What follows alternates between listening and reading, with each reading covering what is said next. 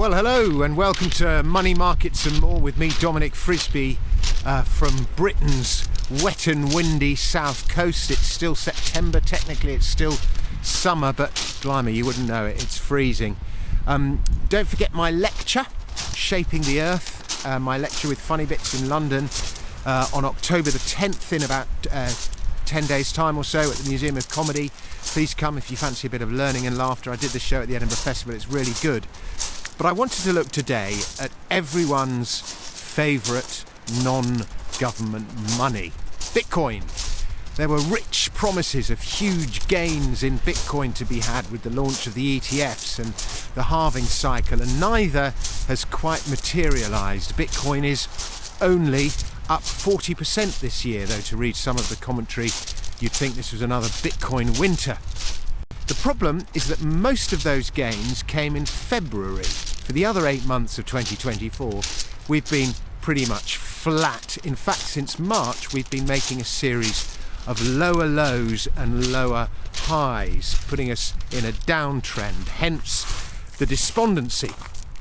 However, despondency is often the ally of the contrarian investor. With that in mind, I wanted to share a table with you that I've borrowed from Coinglass, and it shows Bitcoin's quarterly performance.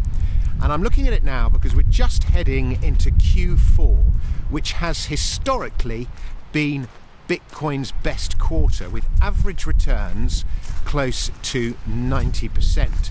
Now, seasonal patterns aren't always the most reliable indicator, but the odds are favourable. 7 positive Q4s against just 4 negative ones. Q1 is about 50-50, Q2 is about 7 positive against 5 negative, and Q3 is 5 positive and 7 negative years, including this one, which isn't quite over yet. So if those averages hold, then Bitcoin's going to have a very good last quarter. Now, I argue that Bitcoin should be a core holding. Many don't like Bitcoin, but the potential is so huge that in my view the greater risk is not owning it, it's not owning it, if that makes sense.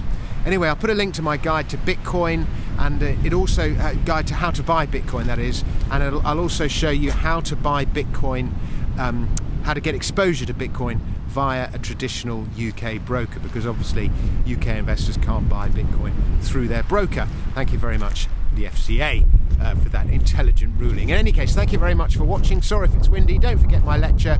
Please subscribe, and lots of links and everything you need in the description, and I'll be back with another video very soon. Until then, goodbye.